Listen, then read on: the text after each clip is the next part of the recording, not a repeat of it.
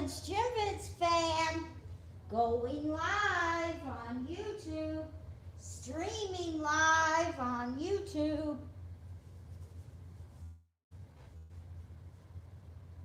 These are Rescue 911 videos.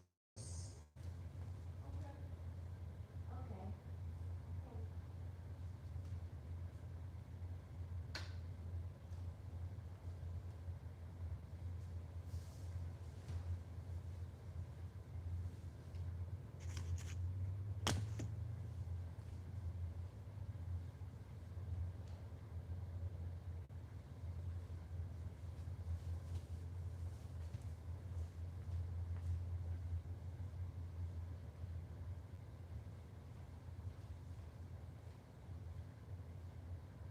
Now, where did I put the remote? I had the Amazon Fire Stick remote.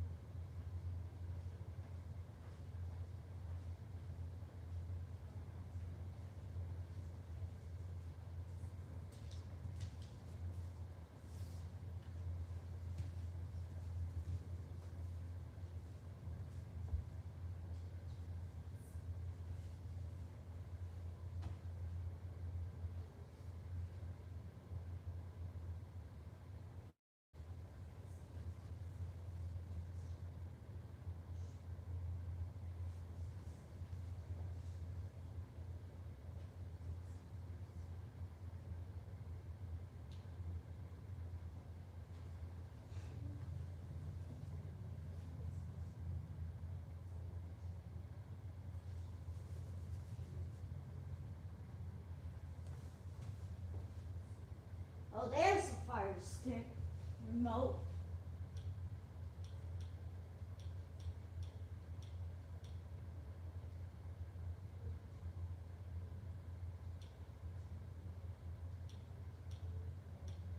And they don't.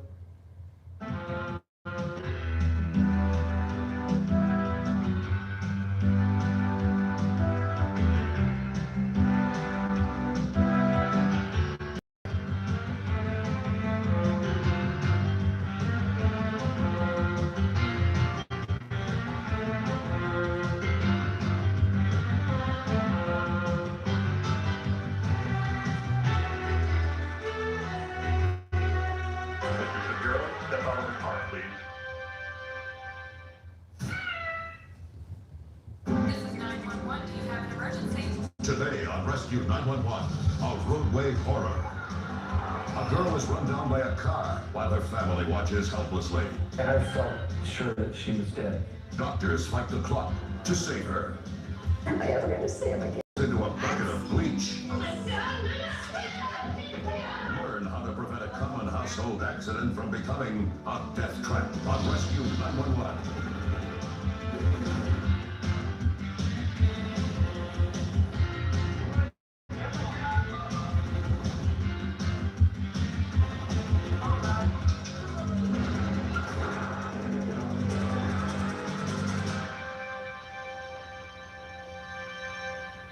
In a crisis, success is measured in terms of life and death. I'm William Shatner. Tonight on Rescue 911, as to their abilities to change the course of events.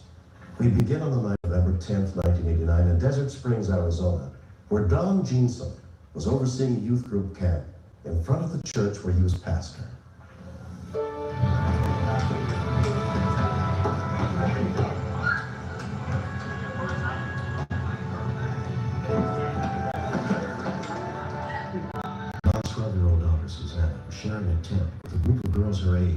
including Beth Edelman, We were looking at pictures of all my friends.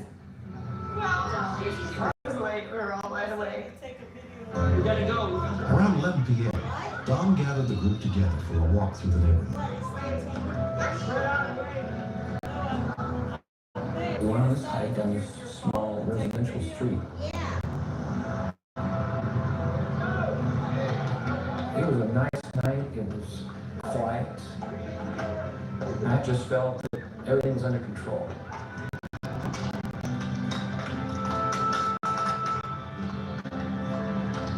My son Jeremy and Susanna both were playing kick the can.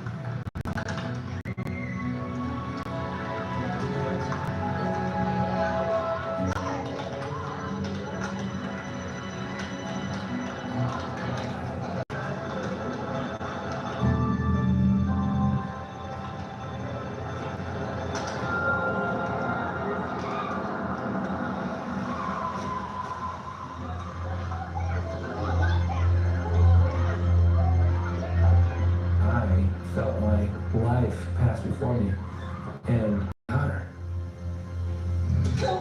I just couldn't imagine how she could fit between the engine and the pavement. There wasn't room for her. I felt sure that she was dead. I could really tell whether or not she was breathing.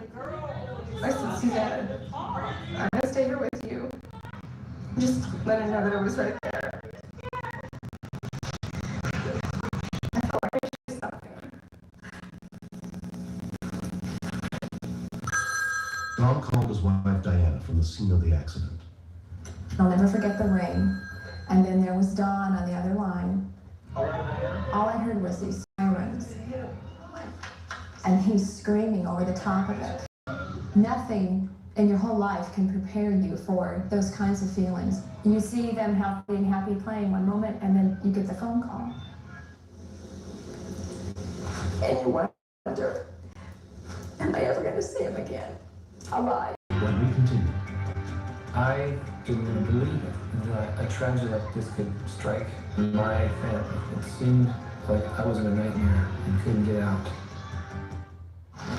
How about poor Fred Wilson? What a shame. So soon after retiring.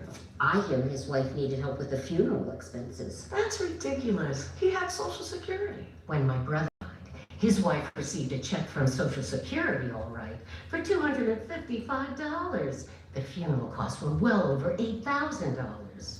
How on earth did she pay for it? Fortunately, my brother... That offers He's 600. A car, a band.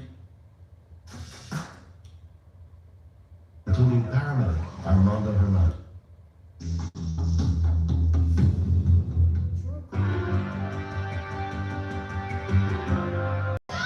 In less than 2 minutes, Glendale fire units got to the scene, including paramedic Armando Hernandez. When we saw the pamphlet legs underneath the vehicle, I asked for a helicopter. We knew she was pretty serious. She wouldn't respond to me at all. How? So flesh burning.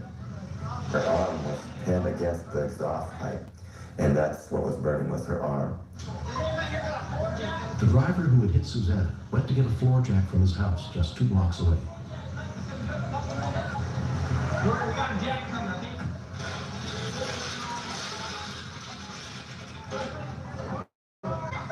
The fireman actually got under the car burning pipe and figured out I didn't watch any of that. I couldn't.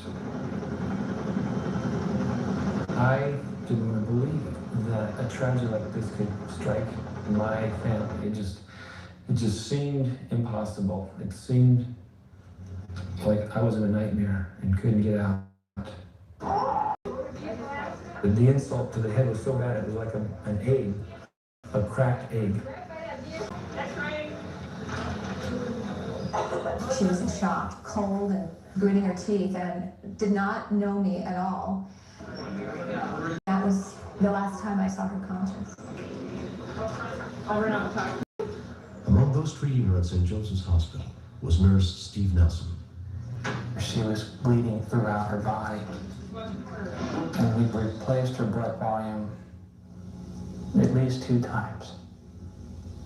At this point, finally, a young doctor sat us down and he said, medically speaking, they couldn't do anything else for her. In the next 15 minutes or half an hour, you could lose her. To do some praying. I noticed that you folks believe in prayer. He says, now's the time to pray. Well, we all joined hands. Heavenly Father. And then about a half hour after that, he said the bleeding has totally stopped. And we just knew it was a miracle. Susanna had broken more than a half a dozen major bones and suffered severe head trauma in the accident. Over the next couple of days, her condition deteriorated. In an attempt to ease the pressure and reduce brain swelling, doctors put her in a drug-induced coma. During the surgery, the neurosurgeon left off a large piece of her skull to allow for the brain to swell. Susanna's family came to the hospital every day. But during the following week, her condition continued to worsen. The neurosurgeon told them there was a procedure that might be used to try to drain the excess fluid on her brain. But the operation was very dangerous.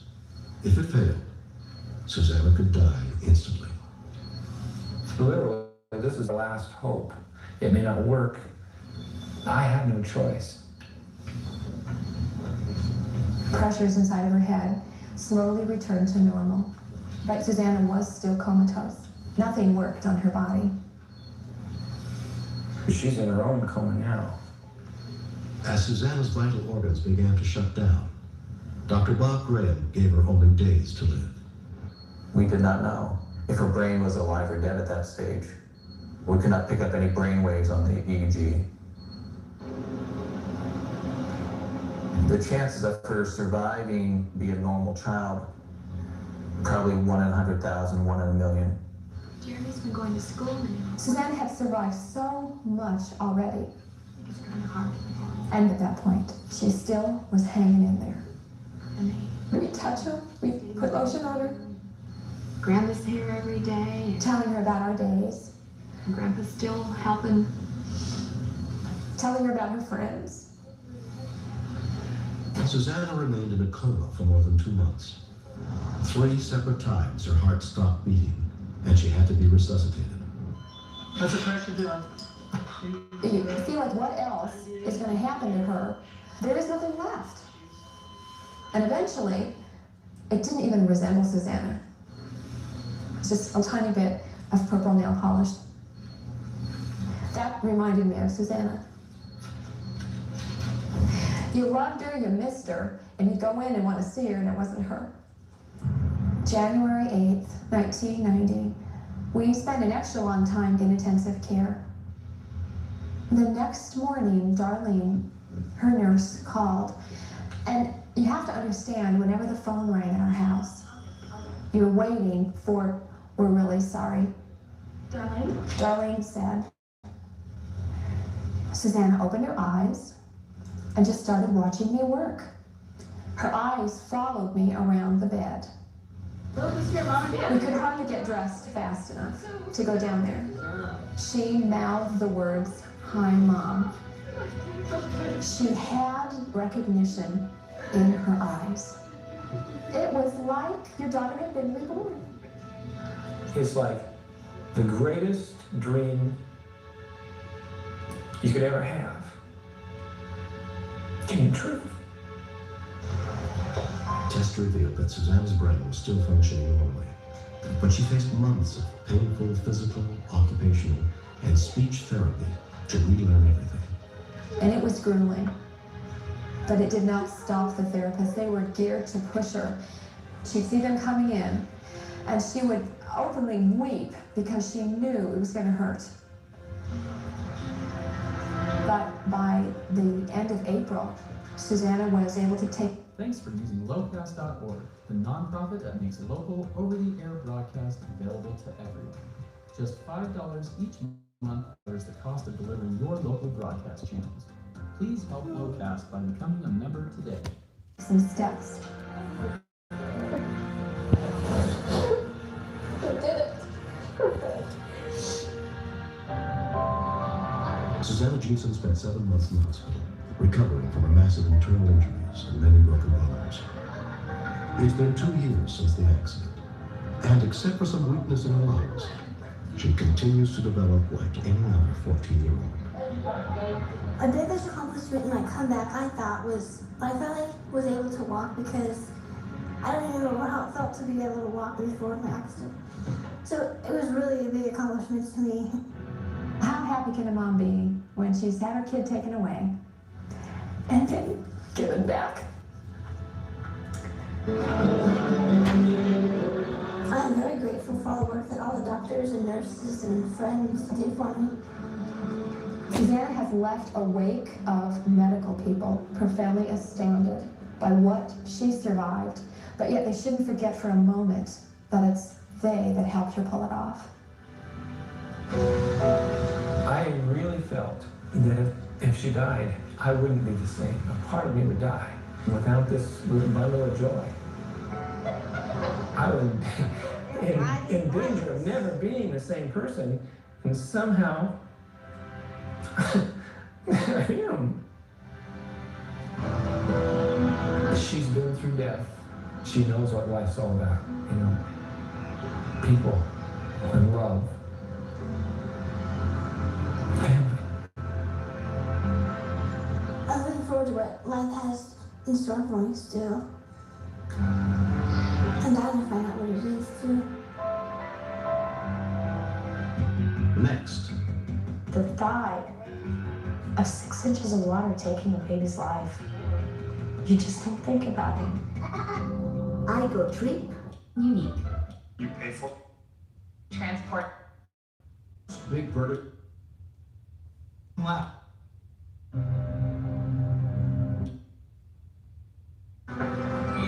We were talking about Family thing.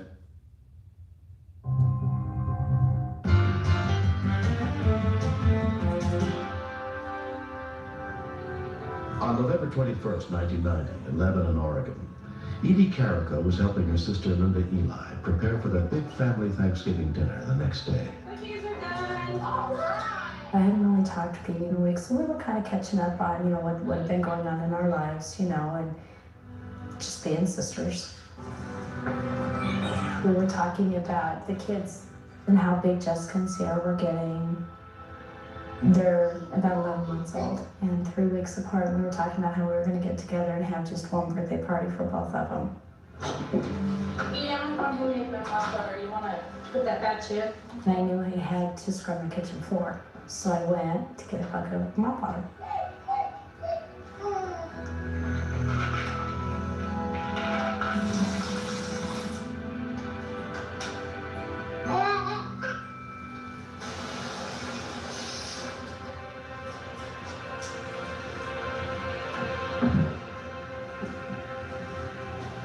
I walked out and closed the doors thinking that the babies might accidentally go in there and get into it or spill it. We were gonna lay the girls down for a nap. That way I could mop my floor and be dry before they got back up. Well, I need to make her home. Okay. Sierra is an absolute monkey. She's independent. She's just stubborn. She prefers to do things on her own, by herself, for herself.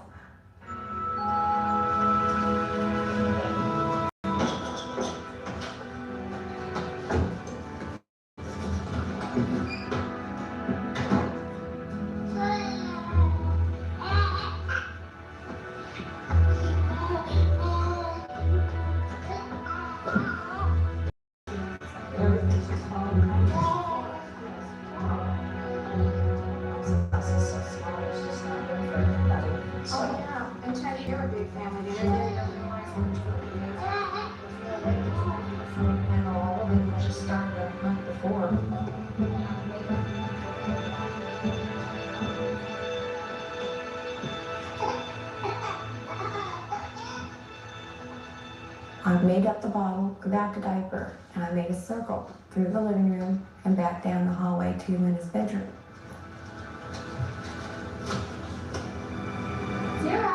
Sierra wasn't there. Jessica was. So I walked down the hall and figured that she had just crawled down to the kids' bedrooms at the end of the hallway.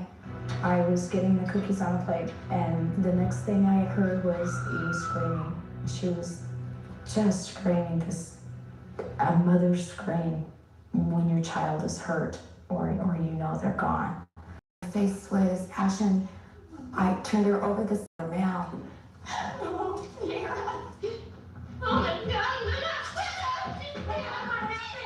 I was screaming. I'm going, oh my God, and then she's dead, she's gone.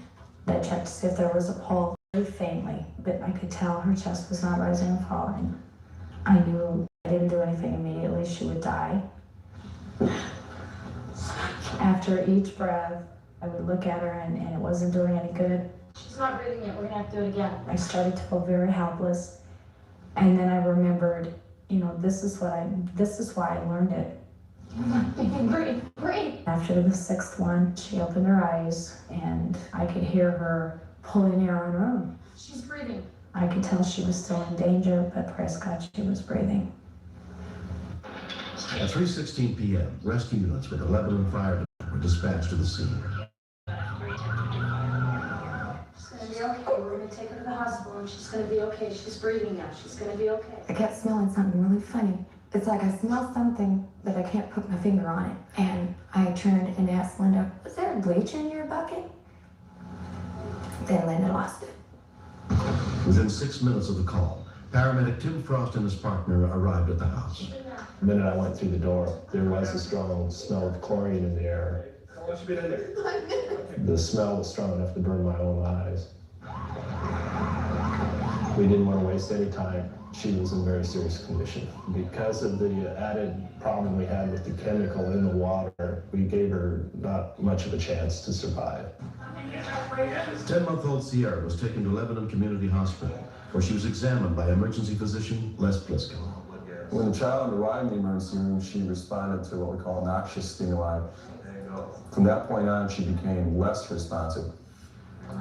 She never did open her eyes to voice at all. Sierra was flown to Dorenbecker Children's Hospital and put under the care of Dr. Alan Pascal. We knew that she was likely to have a severe lung injury, and she also had an inadequate function of her heart. Her blood pressure was very low, very difficult to measure. However, she did show some neurologic function, which as early on in her course is a very good sign. She was so helpless and so tiny. She had every machine in that place on her. I couldn't even hold her. I think that was torture. It seems like something that a child couldn't do. But in my 5 or so years of pediatric critical care, I've seen 4 or 5 bucket drownings.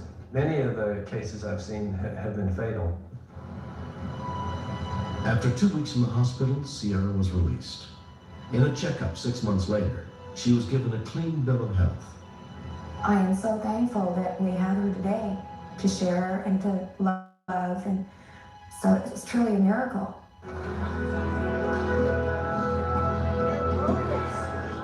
Over the last 10 years, hundreds of children have died by drowning in buckets.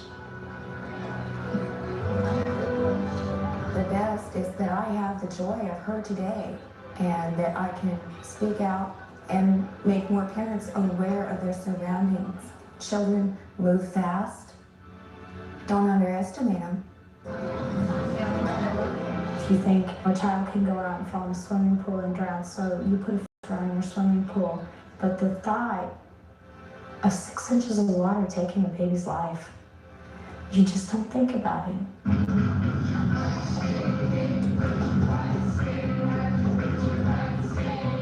Children have larger head sizes in proportion to the rest of their body.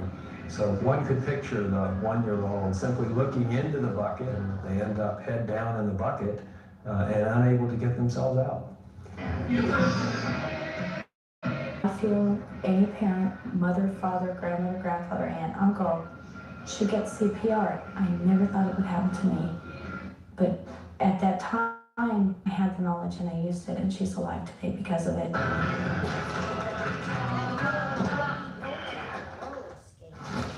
How about poor Freckle Pen? Retreat.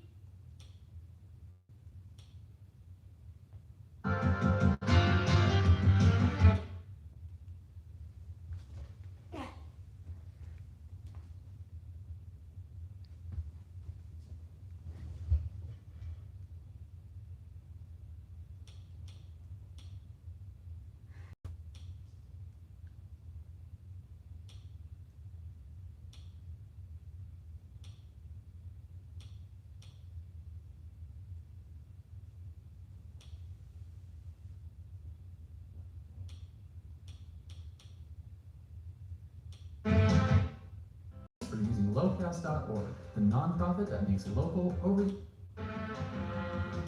We're in progress. A deaf woman and her children face an armed intruder. And I told my son, there's a man here, please help me. Witness a narrow escape for help as I was certainly looking for a place with more air. a cave diving adventure turns deadly for two South American divers on Rescue 911.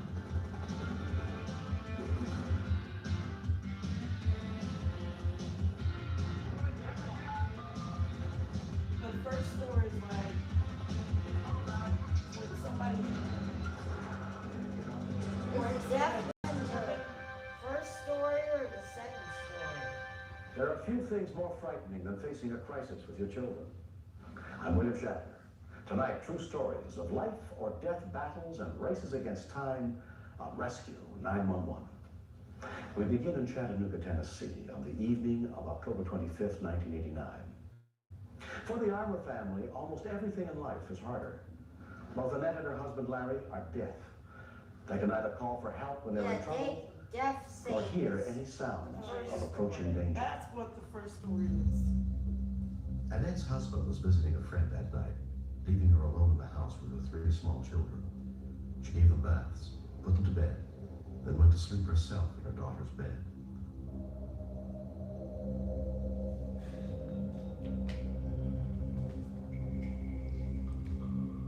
Call came in as a burglary in progress.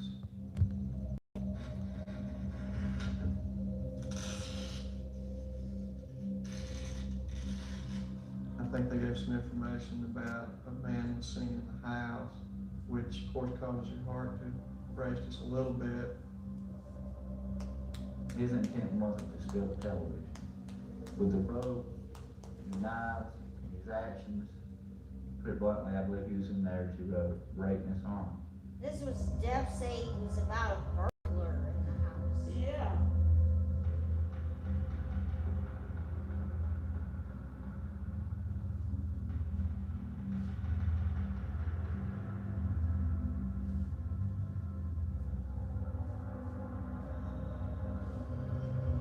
Either a burglar or a prowler.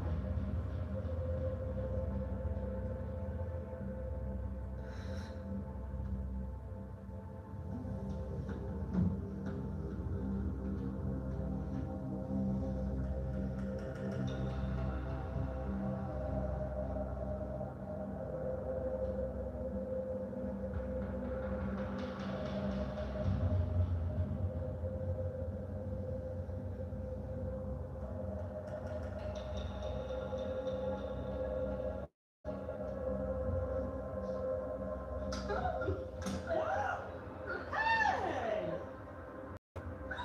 You can't do that.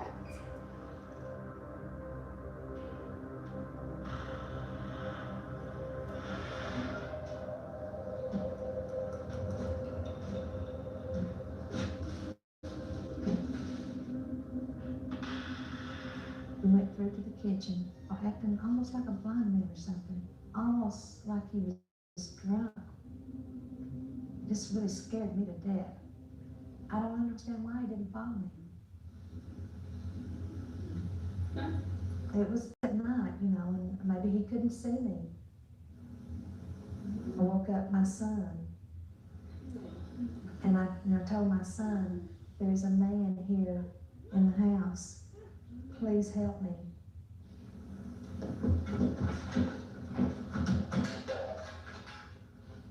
We saw this man that was in my kitchen, and he was by the refrigerator. I told my son, come on, let's go, just be quiet. With no phone, Annette was forced to leave the house to try to get help, taking her 5-year-old son Larry as her interpreter. I was wondering about the man, I hope he don't do anything to my kids, and I was very nervous. If I had woke them up, they would have been crying, and I was afraid that would have made the man come after us. I just didn't mean to leave my kids there for them to get any harm. When we continue. Your first instinct is, of course, to rush right in and try to protect children, but at the same time, you got you. Helps members, you, plus. husband is alive. I don't define you by. I didn't want to lose any one of my kids. They're my family. The only neighbor Annette knew was the woman across the street, Odessa Ray. Must have been around 1:30. I heard someone knocking at our back door. And around here, you just don't ever get up and open the door. You're gonna see first who it is. I knew right away something that was wrong, you know, because that time of night, no. You can tell when anybody's in trouble, you can tell, you know, by their actions or emotions. And she told me she was asleep, and that she woke up and he was standing over her. And so I just dialed 911. 911 emergency, can I help you? Could you say the police would have to now rescue 911? And she says there's a man in her house. Okay. Next, okay, now, did she at your house? Yeah, she is right there, but she's got a baby, I think, in the house. Did she know the man that's in her house? I don't think so. Okay, now we'll get somebody out there. Say there's a baby in the house. I think so. And I needed to hurry up and get the police started on something like that. So I disconnected with her. Operator Sharon Feathers quickly passed the information to the dispatcher. I sort of put myself in that situation that if that was my children I'd had to flee from and leaving a house with a stranger, the terror that I would be going through. And you try to alleviate that terror as fast as you can. I was wondering what might happen, what he might do. He might kill one of them. I know it was tough on her leaving her 2 little kids. She's foolish about her kids. I mean, she's really a good mother. Ma'am, this is the police department. That lady still there with you? Yes, she is. She couldn't give me any kind of description at all, investigate or anything. Her little boy said he was black. That's the little boy that he knows his name. You want me to sit me and talk to you? Yeah, let me talk to him. Okay, wait, this is. Okay. Hey, can you get me a little bit? Do you know that man that's in your house? You do know him? You don't know him? Okay, did he break in the front door or something? No. How old are you? 5. You're 5? Okay. You know, is your baby brother somebody in the house? Your sister and your baby brother in the house. Okay, where's that man at that's in your house? You know? Where'd you see him at? He's in the kitchen? I instantly told Tim, I didn't even wait. He dispatched that out to the officers where the man was last seen. Then I stressed the point, did you know the man? The little boy assured me that they did not know this person. Officers Stone and Ganaway arrived at the scene. Unfortunately, they don't give us anybody to tell who the good people are and who the bad people are on the call. So the more information, you know, as far as description or where they were last seen is essential. It's very important. Okay, I found the point of entry, got a broken window on the side of the house. You know, obviously about still pointing their things in one of the bedrooms.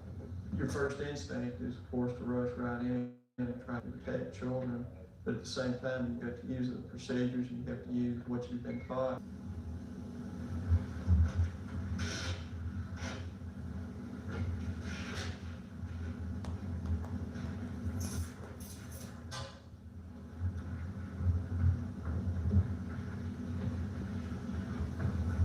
Lieutenant Houston went to the left to secure that area, and myself and Officer Ganaway approached the kitchen.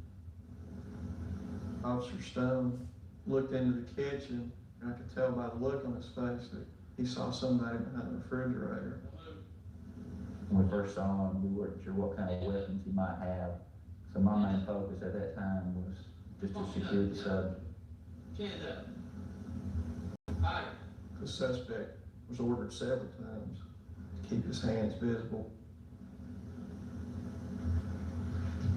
I don't know if it was drug-induced sluggishness or just his general mental state. I mean, he was pretty sluggish.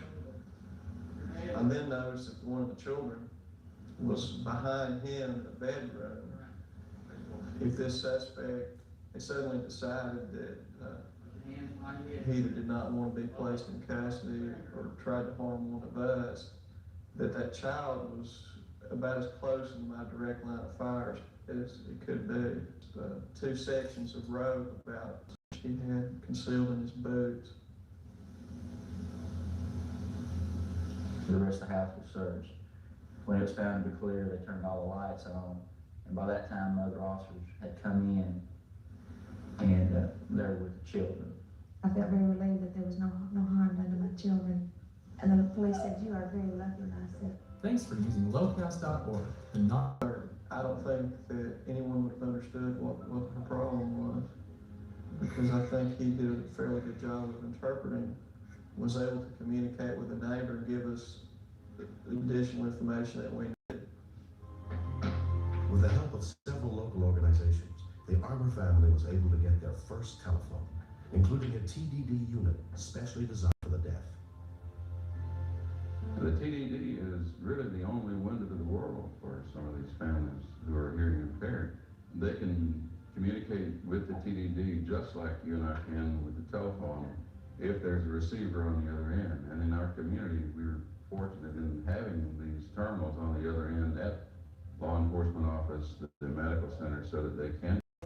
my son, he almost got wild too. I had to calm him down and say, "Oh, wait a minute, you can't be calling grandmother all the time." And because my relatives don't live here, they'd be long distance. I'm so proud of him. He is a real smart boy. He is teaching me sign language too. I love him so much. Not just one, but all of them, all 3 of my kids. Next. I was more and more scared. They faster pieces.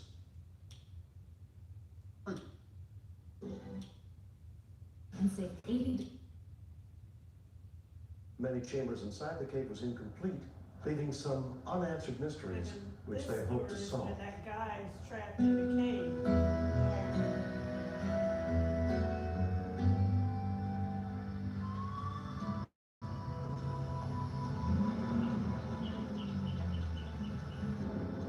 The expedition was led by 32-year-old Gustavo Badillo. Gustavo's fiancée, Maria Elena Mendoza, had also come along. I was never too happy about the idea. Let's I had stop my crying. second thoughts just- about going to a cave. And I didn't like the jungle. But Gustavo said, "I won't go if you're not going." So I said, "Okay." Their destination was the deep rainforest, so they did not arrive until just before nightfall. Park Ranger Asmel Palencia had been hired to guide them to the place called Acarite.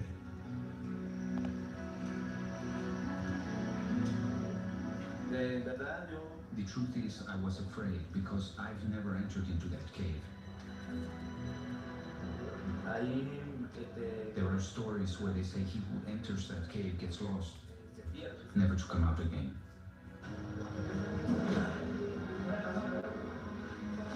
Gustavo planned to dive with his friend Eduardo Wallace, although neither of them had been trained for cave diving. Before going to the cave, we went over the original map that we had.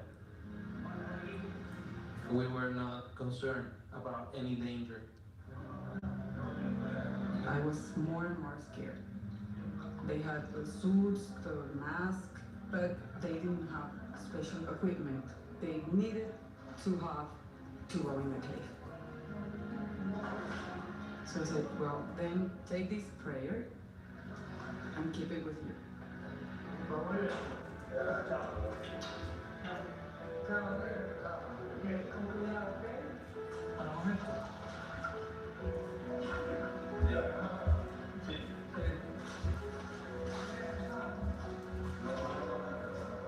We didn't have a cave dive really, but we had different roads.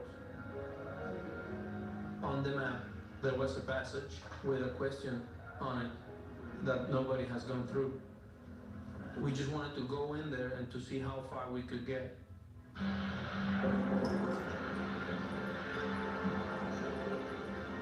The entrance to the first passage was about 30 feet below the surface.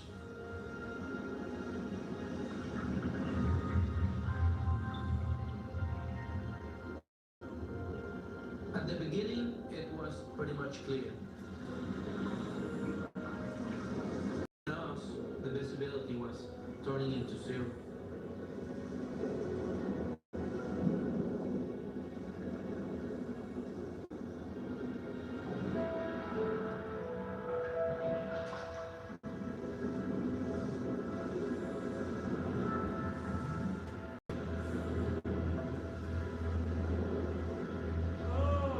The cave was very much more complex than we thought at the beginning. Hello, Mom. You ever get to Covington? I got to a place where there was a big chamber.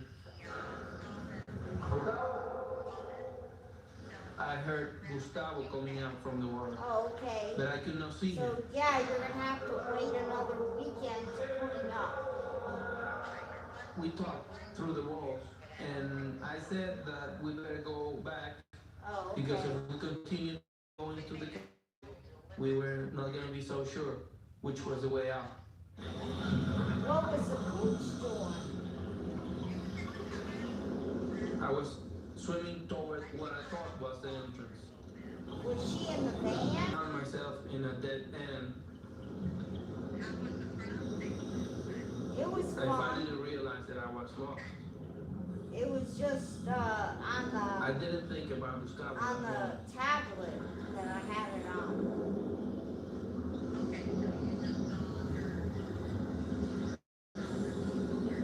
No, I didn't see other people, but we heard music. After a while, I thought a big chamber, and I knew that I was outside. We went to Fresh. Amy I got said, her why are you vaccination asking me? at It was CVS. I was with you. And he So said, like, "No, she we got her lost first a vehicle." vaccination, so I she was has to go shocked. to that same, Between yeah, 10 and 15 feet. cause I got mine.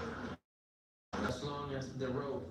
I heard on the news that within a year of getting vaccination for COVID, you gotta get a booster shot. We waited like 10 minutes. Eduardo comes back again, and for my surprise, he said, it's too murky. A booster The shot water is would be almost so bad. mud, and I cannot find the entrance. And I said, this is the end of it. You know? So Amy's It's like- got her vaccination card, like a just switch. like I I have was mine. turned off. My life just stopped right there. Yeah, They went in we're with a watching tank of Wrestling oxygen to make noise under the water. To see And if we were Gustavo at could the hear the pool noise and today, find his too. way out. And we went to Fresh Market. But Gustavo didn't come out. Yeah. By that time, it was too dark to leave. There was a guy that was there part of the We time. sat there and Most of nobody the said time a he word wasn't in the until the water. sun came out. He just stepped down in Every the minute pool, that but went he was on like was a minute against his sitting on life. the chair trying to get a And the tan. bottom of my heart, I thought that he was gone. Yeah, now you're back at your house. 2 days ago, and I never go in a bank. I get paid 2 days faster with my NetSpend All Foods Access must account. be. Well, that put a dent in the budget. Not mine. What do you mean? I didn't spend as much as you think. When I spend money from my All Access account, I earn cash back on qualifying purchases. Wait, you So get it was paid to flooded spend? all the way down Beaufort Drive. Heck, gotta go back to the bank. I forgot to deposit this check I got for my birthday. What a hassle. With an All Access account, you could add check funds from wherever you are using the smartphone app. It's that easy? That easy. Okay, talk to you tomorrow. Bye. Oh no. What's the matter? I went over my balance by $2. That's gonna cost me. With All Access, if that happens, I can make it up next time I have funds. It's called a purchase cushion. A purchase cushion. Sounds really comfortable. You seem tense. I'm worried about my bank balance. You know how that is. Actually, I don't. With my All Access account, I get text alerts that track my spending. I always know where I stand. Oh, that would be relaxing. Oh, yeah. Finally started a savings account. account? Oh, yeah? Pretty good interest rate? Not really, but who has much of an interest rate these days? All Access does. How does up to 6% APY on the first $2,000 sound? Sounds like I need to switch to All Access. I'm thinking I should switch to All Access. Good idea. Thing is, my credit's not great. No worries. There's no credit check, no cost to order, and no minimum balance required. So what am I waiting for? Good question. $8 a month. Thank you.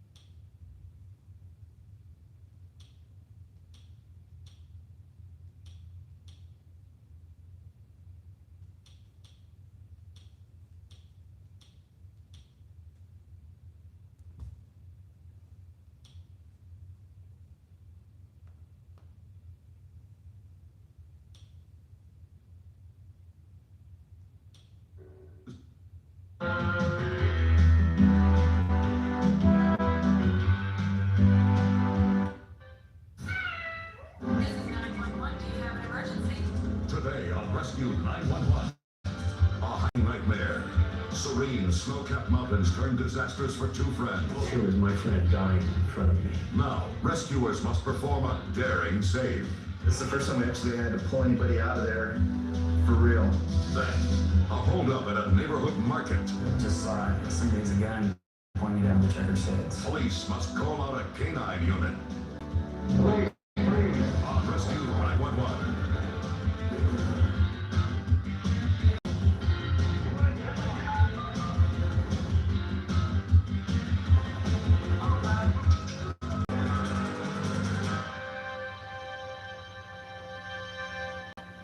When tragedy strikes and help is far away, minutes can seem like a lifetime. I'm William Shatner. Tonight on Rescue 911, true stories of choices that threaten futures and change lives. We begin on the morning of February 5th, 1992, as members of a mountaineering club set out to scale the ice-covered walls of a canyon just outside Ouray, Colorado. Next,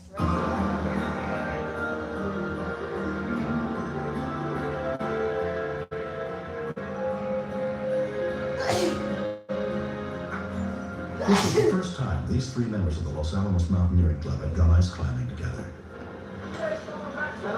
Jack Studebaker had 12 years climbing experience. We had decided on several areas that looked like prime candidates for ice climbing. The first and easiest in our mind was Box Canyon. Chris Brislom, also an experienced climber, was new to the club. Box Canyon is a spectacular area because it's such a narrow, confined little canyon with all this ice on either side of it. You have to go down into it to climb back out. Box Canyon has climbs of varying difficulty, varying heights, from 50 or 60 feet to 170 feet. The third man, John Meyer, was an experienced rock climber, but had only been ice climbing once before. John has a real go-for-it attitude. Even if he doesn't know how to do something, he's ready to jump in, and his fear factor is low. That's gotten him into a number of problems in the past. I'm going first, right? We thought that this might be a good place to do our ice climbing, but we weren't absolutely certain because we couldn't see from the very top to the bottom. So the only way to do it was to throw the rope literally out into the air and let it drape over the hummock of ice and then rappel down.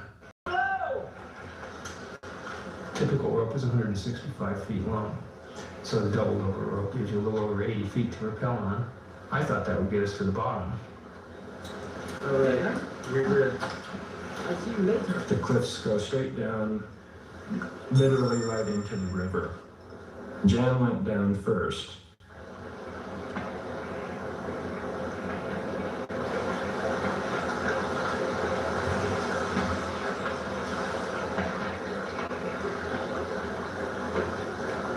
I repelled, keeping track of the end of the rope, and realized it wasn't going to get us down to the bottom. Chris was watching from the top of the frozen waterfall.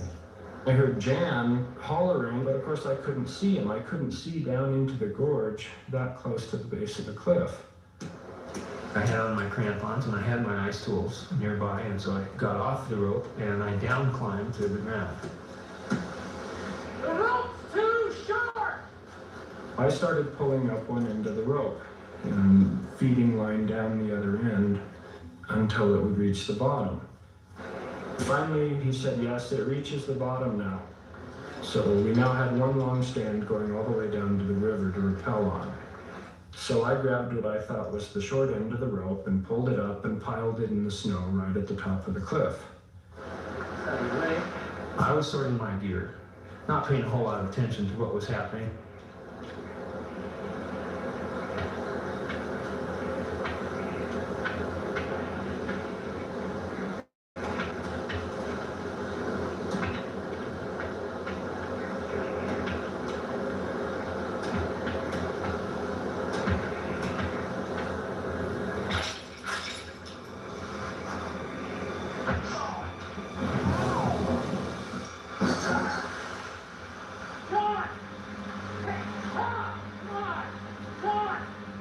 When we continued, John was gurgling and I knew his lungs were in bad trouble, and I was very concerned.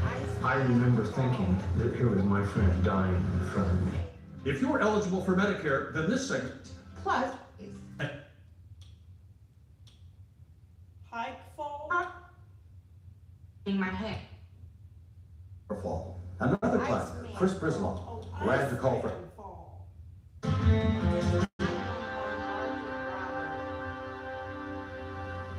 When 50-year-old John Myers slipped off the end of a rope while ice climbing and fell 50 feet down the face of a frozen waterfall, another climber, Chris Brislow, ran to call for help.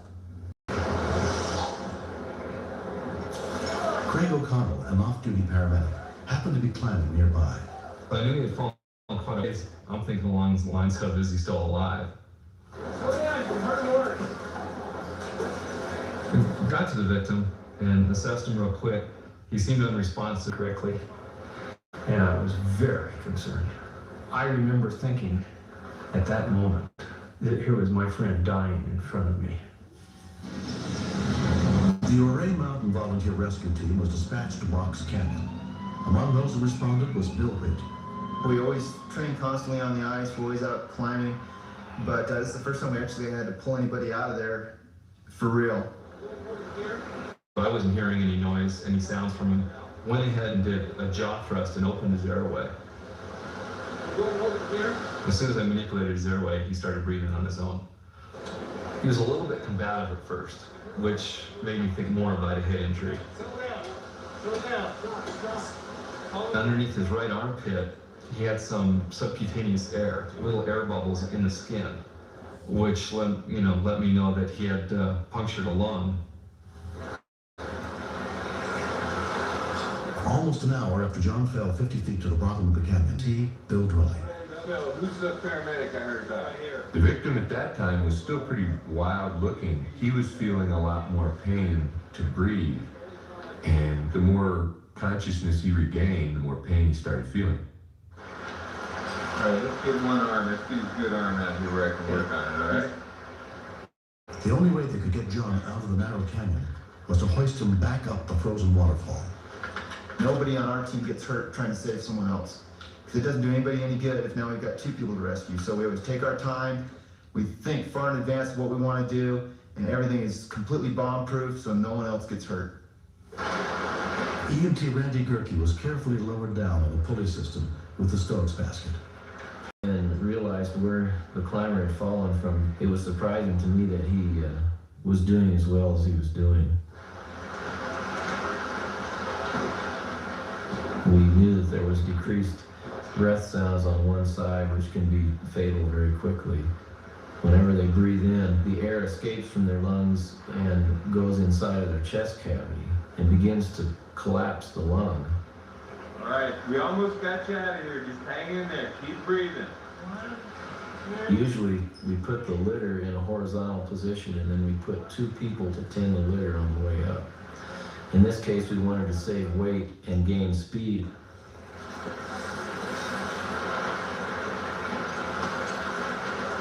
As we were coming up, it was very difficult because of the climbers that were doing the counterweight.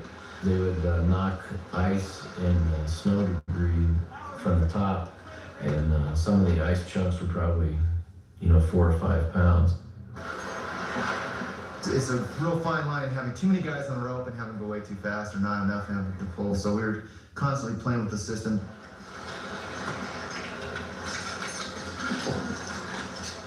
Every part of that rescue is dangerous.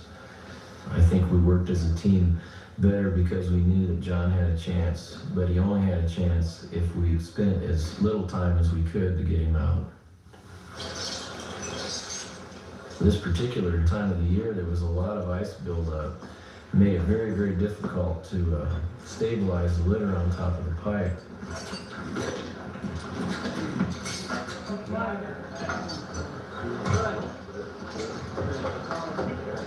From the trestle, it's a 200-foot vertical drop into the bottom of the canyon. So when we rig something up, we want to make sure it's safe enough that everybody can be on it, and there's plenty of strength left over. You're over there. 50 yards, bud. The accident had only yards from the road, and it took 5 hours to get him back to the road. Really brings home how serious an accident up in the high mountains is. 50-year-old John Meyer was treated for hypothermia, a collapsed lung, and 6 broken ribs, and released after a week in the hospital.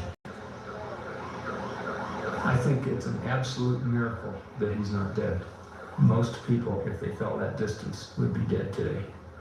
Without all those things coming together and people taking care of him immediately on the bottom, I think, it could have been a different story.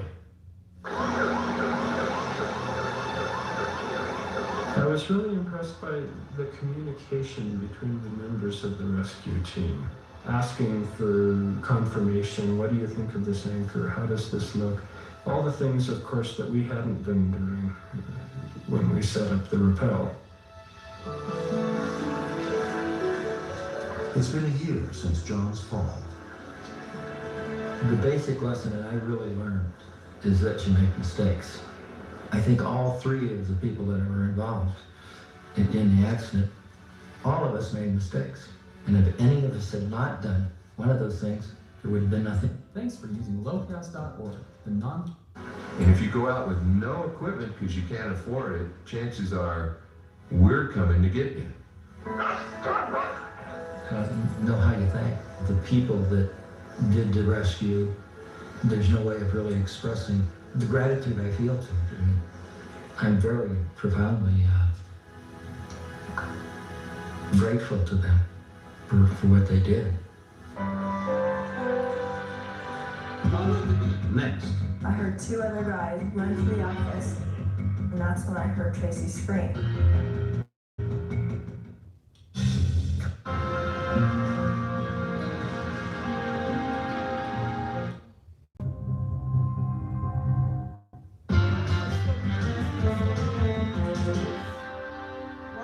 Tragedy knows no timetable.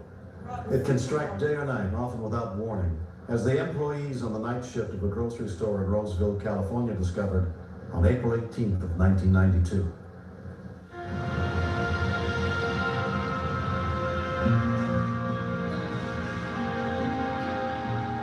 Bel Air shoppers, Bel Air Market will be in 15 minutes. Thank you for shopping with us. Have a nice evening. The door over here. The market was due to close at midnight. It's locked. Still there. Produce clerk Chad Gray is among the 14 employees working the night shift. When I finally finished in my department, it was just a couple minutes after midnight.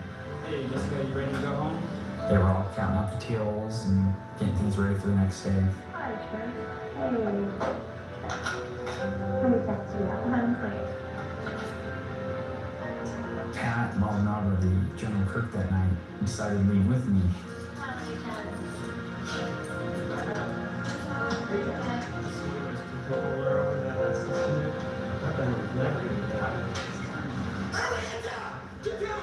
I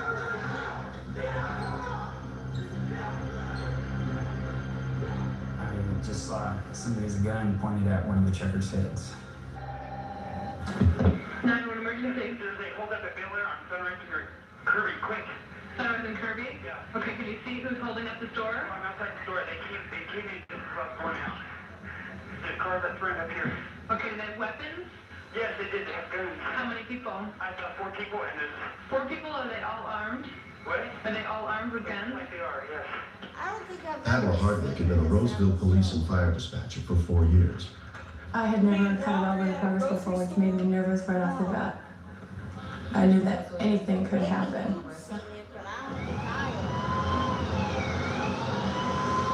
Sergeant Rocky Rockwell of the Roseville Police Department was working as watch commander for only his 4th night. I was scared to death. I thought of all the things that could go wrong.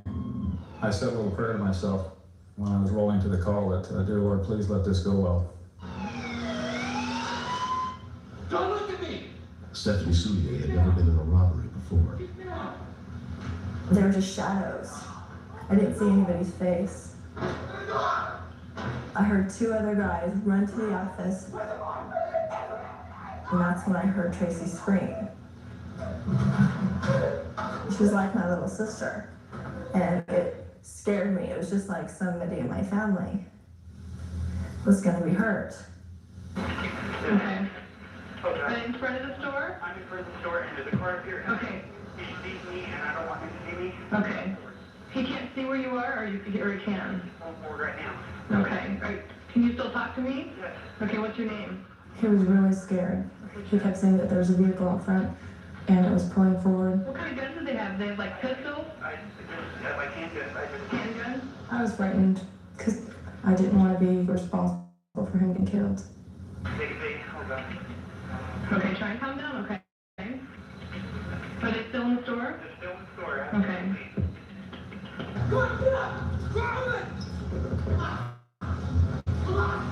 What part of the store are they in? The front of the store. Hang on for just a second. I was clueless to what was going on inside. You cannot hear a sound through that wall. It was frightening and kind of hit me like, uh-oh, somebody might be dead or shot in here.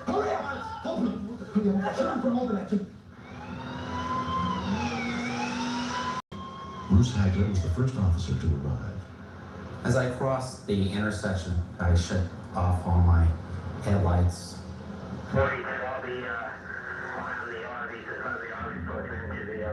You don't want to frighten the suspects inside the store because there was a potential for hostages. Sorry, apparently the subject is still in the store. None of us really knew how many suspects were inside.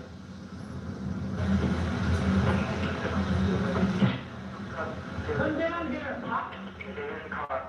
Okay, I see 2 cops, please. Okay. I'm talking to 911. Okay, the police are coming to leave. I gotta go. Come on.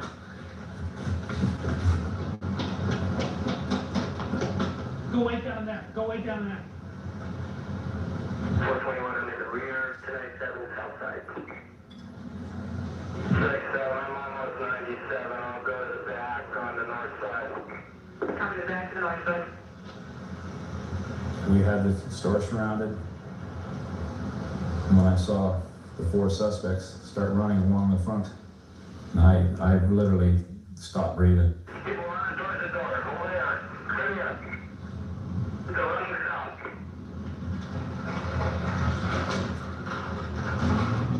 Please, freeze.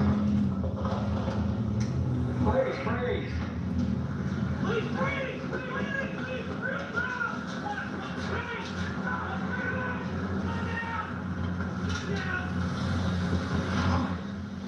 We couldn't really see what was going on.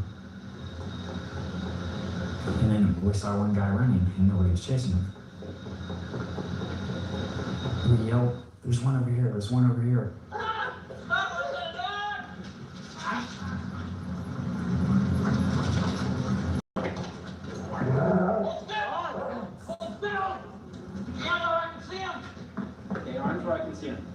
The canine handler fortunately stayed on that side of the building. Had he also been sucked around to the... but all of them were captured, and no one was hurt. It was just good police work. And I can't say enough about the officers that were involved in it. They used their gut instinct and they did everything right. Although none of the employees was physically harmed, the ordeal was painful for all of them, but especially for head clerk Kenneth Pickard. I cooperated in every way with the guys, you know, to keep them from pulling the trigger. Every time they gave an order, they had a gun in my face. Gun on the floor. And he said, count to 10. I pictured my wife and my unborn baby, and the flash of red in the darkness. It was a blessing. The 911 system that worked. The 4 suspects pleaded guilty to armed robbery and to jail. The 4th was a juvenile sentenced to a state youth facility.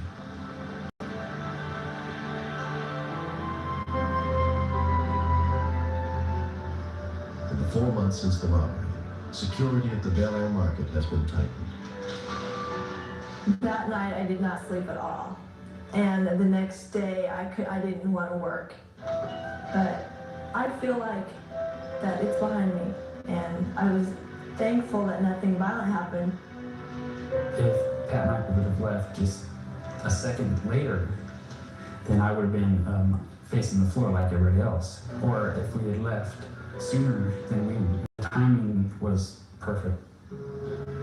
Less than 2 months after the robbery, Kenneth and his wife celebrated the birth of their baby, Kelsey. She's growing, she's wonderfully healthy. When you look in your eyes, it just tears your heart out to think that you might have missed out on something like that. Yeah, let's get some pizza. I'm happy that I'm alive to see my little girl.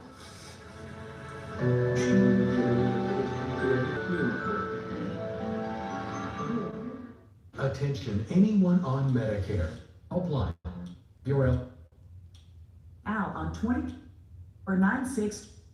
Call and medic. What's the number? An A copay. Title II. It's the 911. Next on True Crime Network.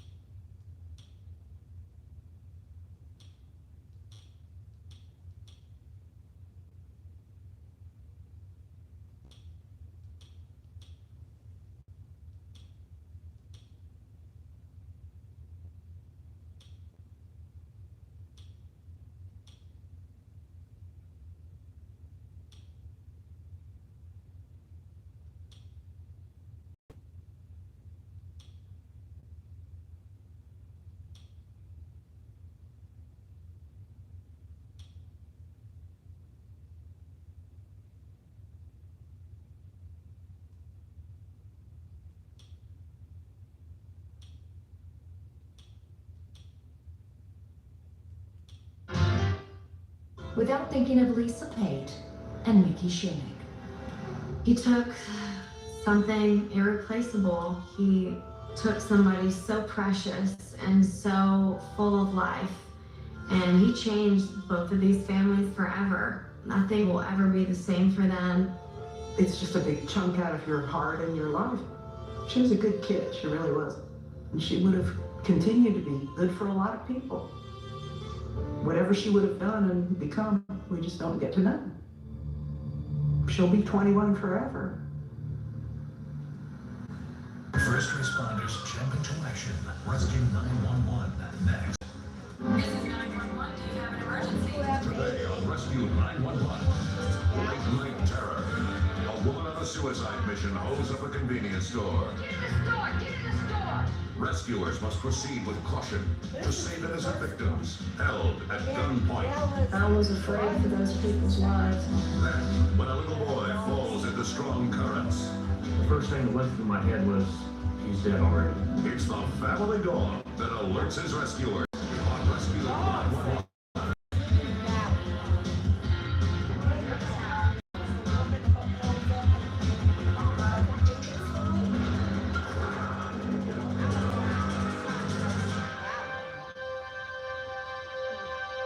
We often have preconceived ideas of who is most likely to step forward in an emergency and risk their life for others. But on the night of July 21st, 1992 in Beaumont, Texas, One group of strangers of life. Some of the footage in the story was taped as events unfolded.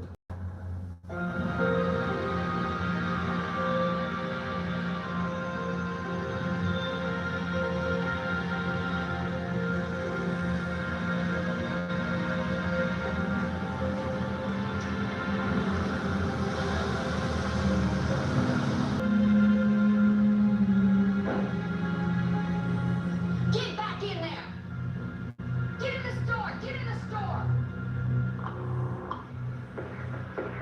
911, I need a police officer here immediately. Where at, sir? 1320. What's going on? I've got a lady in here with a rifle now. What's the name of the business, sir?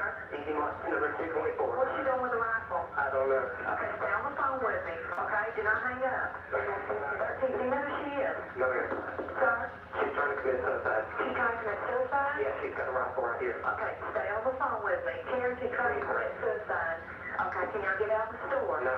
There's no way you can leave the store? Okay, is there any way your customers can get out there? Okay, what is she saying to you right now, sir? Nothing. So many people inside the store right now. I've got 5 altogether.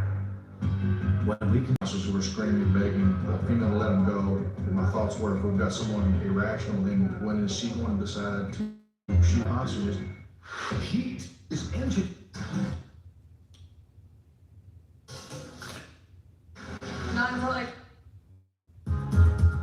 Here's some tips on how to avoid being a victim of crime at a service station. Pick stations that are well lit and have video surveillance cameras at the pump. Always remove your keys and lock the doors while you're pumping gas. Keep valuables in your vehicle out of plain view and lock the doors even if you're going inside for a moment.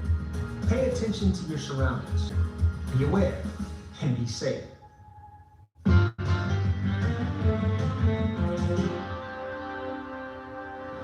Rebecca Duke was the first Beaumont police officer to arrive on the scene.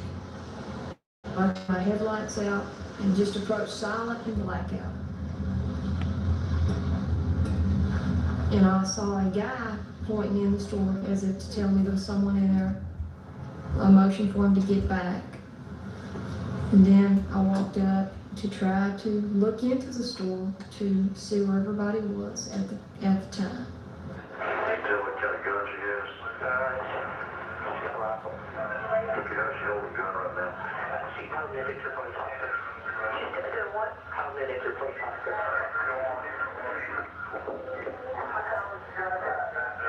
I couldn't shoot because there were too many people in there. She was serious and I was afraid for those people's lives. I was genuinely worried about that.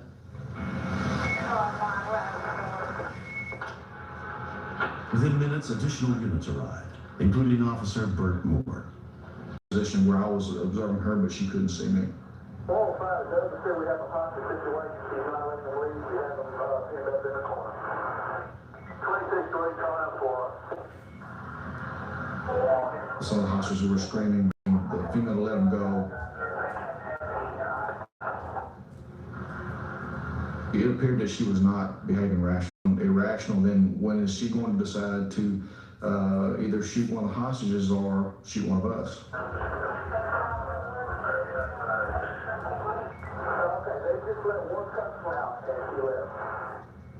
After 30 minutes, hostage Nicole Cartwright was set free. I was really scared. I just knew I was gonna die. I just kept begging her not to do it because I have a child in the car. He just said, if you have a child in the car, you can go. And I asked any questions, I just left. I was relieved, but I was still scared for everybody else left in there. Other officers arriving on the scene, and they began setting up a perimeter. She didn't care about any of the hostages in there. She just cared about dying. She wanted to die. And she wanted the police to do it. And at that point, she was going to have to do something serious for us to kill her.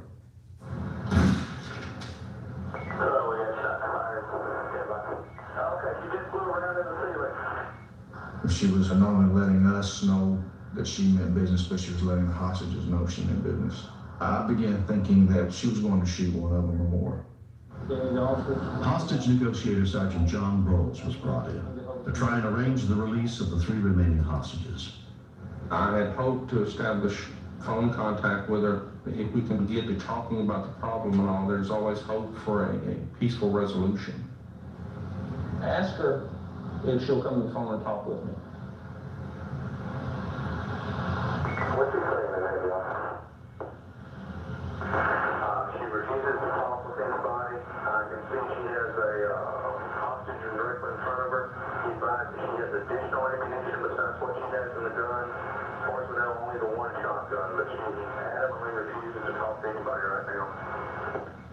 My deal is she wants somebody to walk in the door, so she will point the gun at her, and so we will shoot her. The tempo of the incident was increasing, which is usually not a real good sign. We're back to front again. I'm 30-odd units out here. She's extremely unstable. You might be prepared because she could go off at any minute the way it sounds. I could hear her in the background yelling at him, "I'll show them, I'll make them come in." It led me to believe that she was fixed to do something dramatic.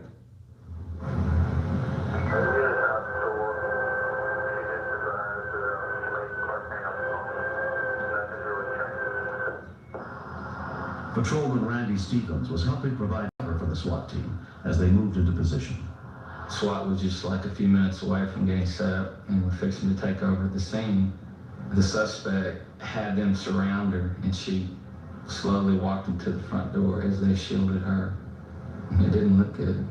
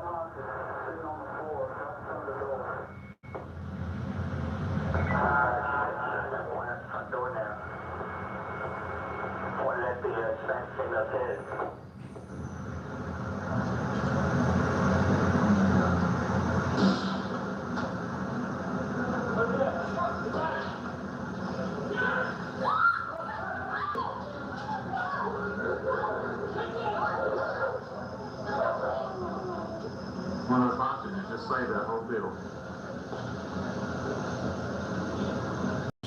All the hostages were finally free. And it was a great job. You know, and after it was over with, I told her, that was great. It turned out just right, but I was pretty surprised. Once they got up closer and looked, you could tell there was a man dressed as a female that grabbed the gun away from her. Greg Turner had stopped. I was doing a drag show, female impersonation. And I was so close to the gun, and I said to myself, there's no way she can hit anybody if I just grab it and hold the barrel to go upward. And I thought it might burn my hands, I might get hurt in that manner, but it won't be nowhere to get killed. And that's why I grabbed the gun.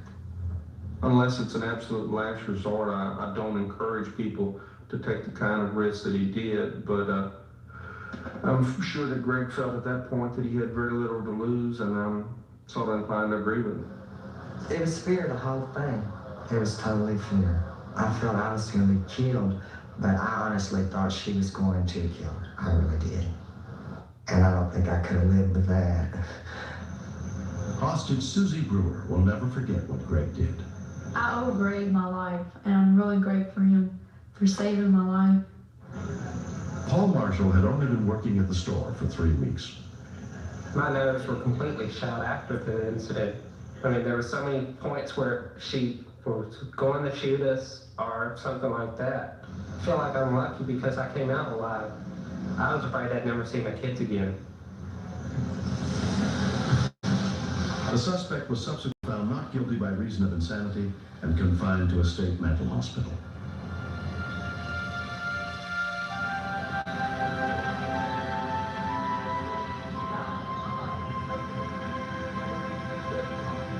scared and I was wanting my mom. Some people thought because I was in drag, I don't deserve any type of recognition for what I did. I didn't do it for the recognition. I did it for the safety of Miss Susie. Clint's a hero. I feel like he's the one that sees the moment. He's the one that should get all the gratitude. Let's face it, if he wouldn't have grabbed the gun, somebody would have been shot. You're the one that did it. The woman who did all this, she needed help, and by her not getting really hurt, maybe she's getting the help she needs now. So I'm glad I like that. If it wasn't for him, I wouldn't be here. I wouldn't be here. And he had to have a lot of courage to do that. He took a big risk. I respect him. Next. My fear is that I'm not going to be able to find him. He's gone too far under it. And the first thing that went through my head was, he's dead already. Stay tuned to get 2 rolls of Alien Tape free. You heard that right, free. Finally, there's Alien Tape, a revolutionary new tape that doesn't use adhesive, but strong enough to hold an incredible 17.5 pounds on most surfaces. You'll love Alien Tape, the incredible new advanced grip technology tape that instantly locks anything into place without screws or anchors. There's more. It's wet. To draw your... That's 8. Finds them every weekend as work allows. Crime happens every day. We're here to tell you about it. If you're a serious true crime addict, The Daily Crime has you covered. The Daily Crime, an all-new podcast from Vault Studios.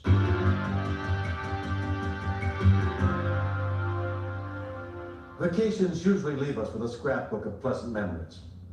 Every year, Danette Emmer and her 2 children spend the better part of the summer at her father's house in the Colorado River. Her husband Lyman joins them every weekend as work allows. They were looking forward to another enjoyable stay, but this year, their trip did not turn out the way they had pictured.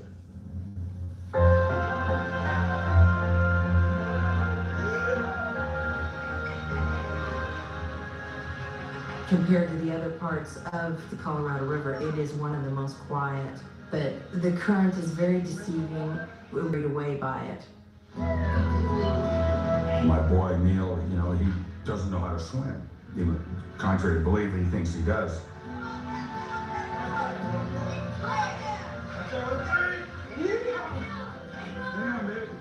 When he talks about going to the river, he's really looking forward to see Belle, in the same breath. The 2 of them are pretty inseparable. Wherever Neil goes, Bella's there. I was going home because I had to get back to work. Some of this? Told the kids that I loved them, and I'd see them fly, and hopped in the van, and we were off. Make sure you put that life jacket on if you're down by the water. Understand? You guys running? Bye! You guys hungry? Want some sandwiches? Yeah. Okay, let's go. At that point, I went inside, told the kids to stay away from the water. Then my oldest boy, LJ, had come in.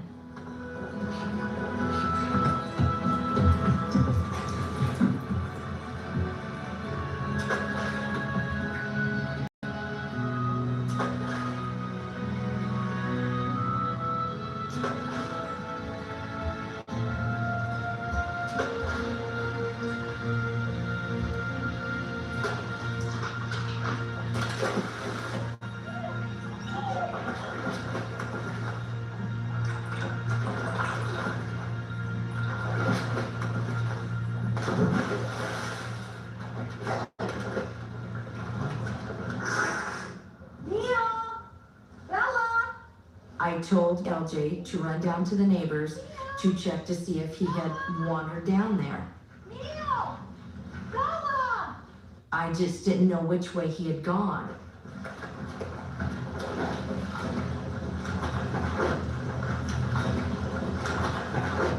A quarter mile downriver, Rick DeJarnette and his son Ricky were relaxing on that dock. Oh, Ricky. While I was laying there in the chair, I got splashed. And I figured that it was my youngest son playing over there in the bay. Bella was watching out in the water. The dog was trying to tell me something, I could tell. Ricky, it is Neil. Get on, quick. My dad jumped in the water, and Bella went in right after him. Once I dove into the water, being at that height, I could not see him anymore. The first thing that went through my head was, he's dead already. My fear, so my first instinct right then was, okay, I've got to swim towards the dog. She had followed him this far down the river. She had to be still trying to keep up with him.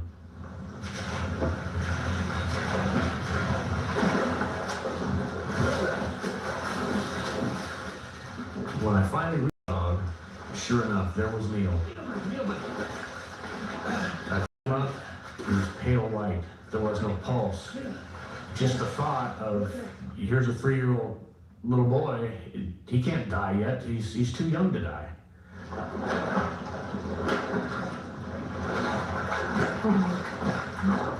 One thing that I thought about at this time was that, you know, what if I knew CPR? Maybe I could save this kid.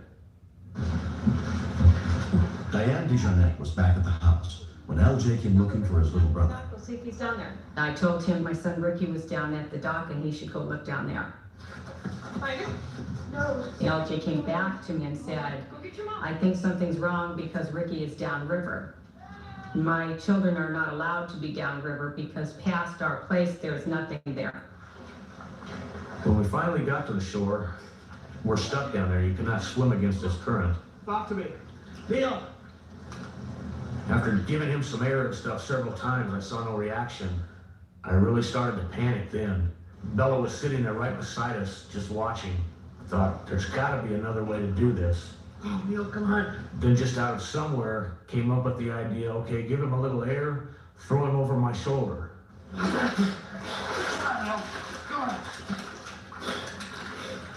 That's it. Right. And finally, I heard something.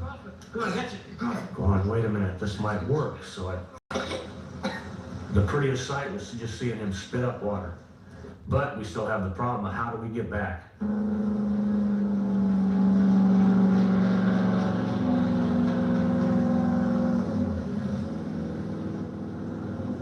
Rick started to panic when he saw the boat. He was glad that help was there, but he knew he had to get Neil into the boat and was afraid to go back out into the current with him. There's nobody. You gotta get in the boat. The adrenaline just pumped in. I just grabbed him with one hand, picked him up, and started swimming towards the boat. Keep breathing. Keep breathing. Neil was breathing by that time, but he wasn't awake. He wouldn't keep his eyes open. He was just limp. He was far from okay. He needed help. I was getting very nervous that I didn't get to him in time. Something I did was wrong. I was just praying that he was going to be all right. He'd be the same child that he was when he fell in. I saw the DeJarnettes pulling up. All I did was turn around and run to call 911. I don't know where it is. I don't know where we are. Who are you talking to? When I took him, he was bloated. His body just wasn't the same, and he was in and out of consciousness. And it just hit me then what had really happened. Rescuers with Blythe Ambulance Service were dispatched to the scene. I couldn't speak. I was so afraid. I was scared that he would die. And my mom and my dad and me loved him. It's been a year since the incident. Neil, now 4 years old, escaped without any injuries. I don't know what it would be like to be without my son. Just the thought of that and how close he came. And I want to thank the good man upstairs again that it wasn't his time. It's our time that we can share together the rest of our life. It's a tough lesson to learn. It's too bad it had to happen this way. I could be one less child right now. And as far as it changed my life, he does not go anywhere without his life jacket on.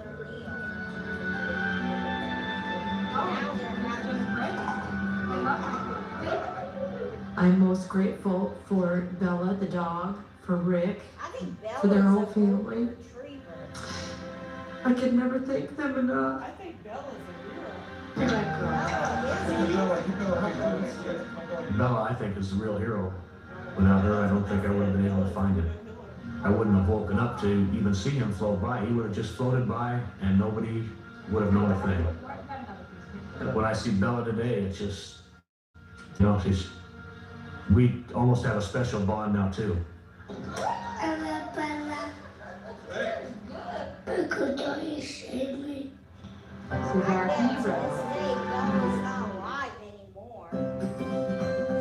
My mom signed up for If you're fitness and technology, how to 16 years old. get AAR. Wayne on a perilous mission. So you're gonna have one hell of an explosion. Then, a bird turns himself in. I didn't mean to do it personally, but He must be rescued from his own break-in on Rescue 911.